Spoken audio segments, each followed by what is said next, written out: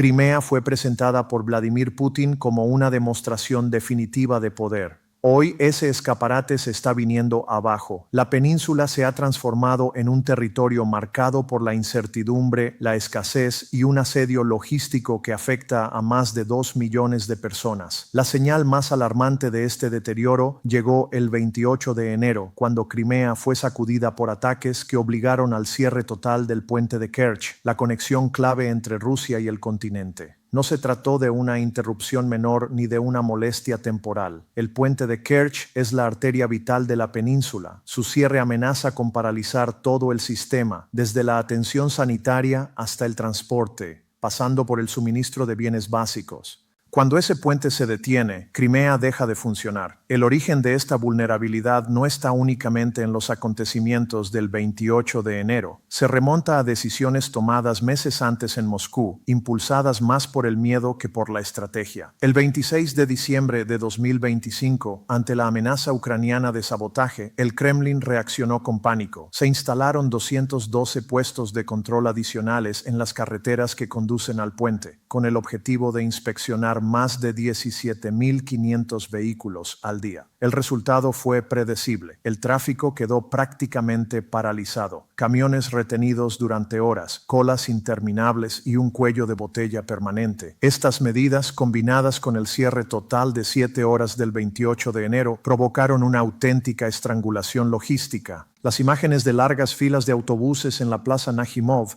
no solo reflejan retrasos laborales o incomodidades cotidianas, son el retrato de una población atrapada, sin margen de maniobra ni vías de escape. Y esto, conviene subrayarlo, fue solo el comienzo. El impacto no se limita a la vida civil. El cierre del puente amenaza con ralentizar toda la cadena de transporte, colocando el equilibrio de los mercados locales en una situación extremadamente frágil. Cuando los suministros empiezan a fallar, surge una pregunta inevitable entre la población. ¿Qué ocurrirá con la seguridad alimentaria si el puente se cierra por completo? La capacidad limitada de los ferries y la imprevisibilidad del clima invernal convierten la autosuficiencia de Crimea en una incógnita estratégica. Y esta incertidumbre se vuelve especialmente peligrosa cuando se suma a problemas estructurales ya existentes, la escasez crónica de combustible y agua. A lo largo de 2025, los ataques sistemáticos de Ucrania contra refinerías y depósitos de combustible rusos provocaron una grave crisis energética en la península. En septiembre de ese año, las autoridades se vieron obligadas a congelar los precios de la gasolina y el diésel, imponiendo un límite de 30 litros por persona. La escena de un hombre robando combustible del coche de su vecino en Crimea no es una anécdota aislada, es una advertencia. El cierre del puente en estas condiciones solo aumenta la probabilidad de que este tipo de situaciones se multipliquen, y con ellas se derrumba la narrativa cuidadosamente construida por el Kremlin durante años, que Crimea es estable, próspera y completamente normal.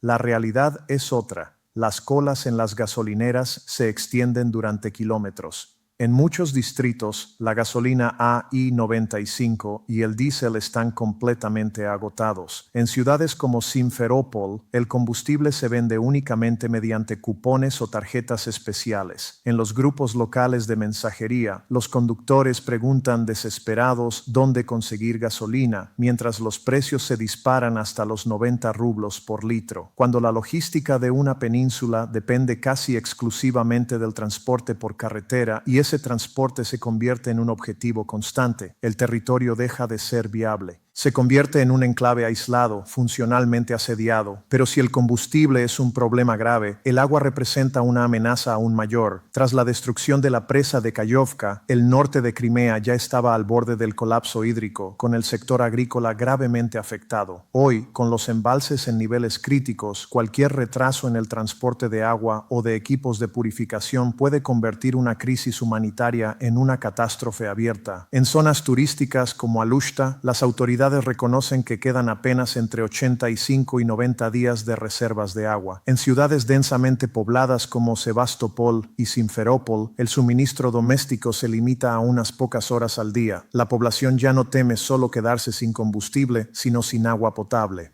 Todo esto demuestra una realidad incómoda para Moscú. La propaganda sobre el desarrollo de Crimea ha sido sustituida por una lucha diaria por la supervivencia. Desde el punto de vista militar, la situación es directamente alarmante para el Kremlin. Más de 60.000 soldados rusos desplegados en Crimea están atrapados en la misma crisis hídrica que la población civil. Un soldado necesita, de media, entre 80 y 100 litros de agua diarios para cubrir necesidades básicas: beber, mantener la higiene, preparar alimentos y refrigerar equipos. Sin embargo, en varias bases militares de la península apenas llegan entre 20 y 30 litros por día, y ni siquiera esa cantidad alcanza a todas las unidades. En muchos casos, el suministro se limita a los centros de mando. El resultado es tan simple como devastador. Una unidad de 1.000 soldados puede recibir apenas 30 litros de agua en total. No es una dificultad logística menor, es una degradación estructural de la capacidad operativa. Pero la escasez de agua es solo una parte del problema. Las fuerzas rusas desplegadas en el frente sur, especialmente en los ejes de Zaporilla y Jersón, dependen de forma crítica de las rutas de suministro que atraviesan Crimea. Munición, combustible, equipamiento invernal, todo pasa por la península. Cuando los trenes se detienen, la artillería en el frente queda en silencio. Cuando los camiones se bloquean en el puente, los tanques se quedan sin combustible. Una interrupción de 7 horas puede traducirse en varios días de escasez en la línea del frente. Aquí reside el núcleo de la estrategia ucraniana: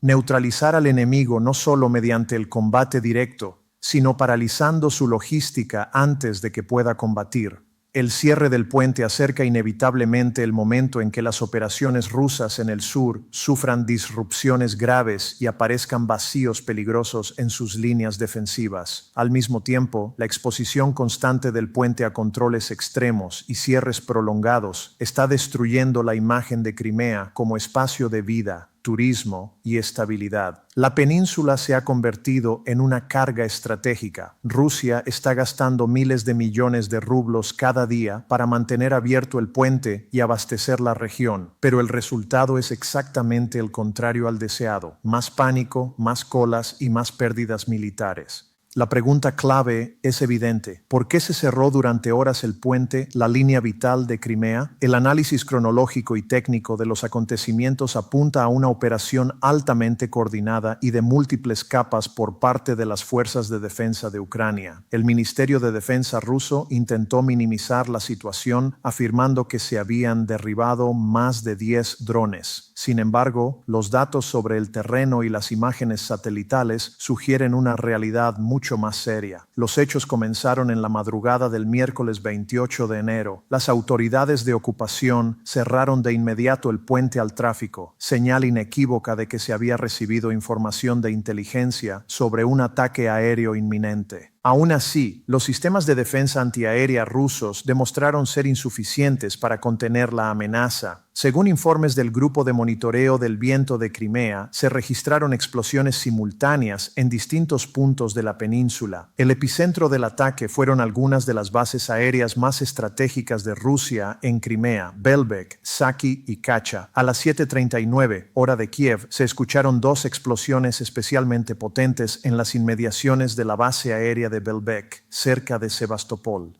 Belbek no es una instalación cualquiera. Es una de las piezas clave en la defensa del espacio aéreo de Crimea, donde Rusia despliega cazas Su-27 y Su-30. Los impactos en esta base indican que Ucrania no solo apuntó al puente, sino también al paraguas aéreo que lo protege. La base de Saki, en Novofedorivka, también fue atacada. No es la primera vez que este objetivo sufre golpes ucranianos, y en ocasiones anteriores las pérdidas para la aviación rusa fueron significativas. Durante la noche se registraron explosiones cerca del cabo Fiolent, un punto estratégico donde Rusia opera sistemas de guerra electrónica y radares de largo alcance. Atacar esa zona responde a una lógica clara: cegar los ojos del sistema defensivo ruso para permitir que drones y misiles se muevan con mayor libertad sobre el cielo de Crimea. A esto se suma un ataque potente contra el aeródromo de Kacha alrededor de la medianoche. Kacha alberga helicópteros y aeronaves de patrulla marítima de la flota rusa del Mar Negro. La simultaneidad de estos ataques no es casual. Indica el uso deliberado de una táctica de saturación, sobrecargar las defensas antiaéreas rusas con múltiples amenazas al mismo tiempo, obligándolas a dispersar sus recursos y permitiendo que los vectores principales atraviesen el escudo defensivo. El objetivo de esta táctica de saturación es claro: obligar a los sistemas de defensa aérea rusos a fijarse en múltiples blancos al mismo tiempo, debilitando su capacidad de respuesta y permitiendo que los vectores principales atraviesen el escudo defensivo. El hecho de que las autoridades rusas declararan una amenaza de drones en toda la península y activaran alertas antiaéreas confirma la magnitud real del ataque. Sin embargo, el elemento más revelador es que la ofensiva no se limitó a vehículos aéreos no tripulados. Todo apunta a que estuvo respaldada por misiles modernizados o señuelos avanzados. El cierre del puente de Kerch durante 7 horas, una de las infraestructuras más protegidas del mundo, no se explica por un simple enjambre de drones. Refleja más bien una orden de pánico emitida por los mandos rusos. Incapaces de distinguir entre amenazas reales y falsas, optaron por detenerlo todo. Los análisis técnicos refuerzan esta conclusión. Ucrania está combinando su creciente capacidad de producción de drones domésticos con misiles de largo alcance suministrados por Occidente. Frente a sistemas de guiado modernos y tácticas híbridas, las medidas de protección rusas en torno al puente se muestran claramente insuficientes. El patrón es evidente: la explosión del camión en 2022, los ataques con drones marítimos en 2023 y ahora esta ofensiva aérea compleja a comienzos de 2026. Cada episodio demuestra una evolución constante en los métodos ucranianos para golpear el mismo objetivo. Este episodio trasciende lo puramente táctico. Es una señal inequívoca de que la visión estratégica del Kremlin sobre Crimea ha sido profundamente dañada. Para Vladimir Putin, el puente de Kerch no es solo una estructura de hormigón y acero, es un símbolo político. Representa la supuesta unión irreversible de Crimea con Rusia. Cada cierre, cada alerta y cada explosión abre nuevas grietas en la imagen de Putin como líder fuerte e infalible.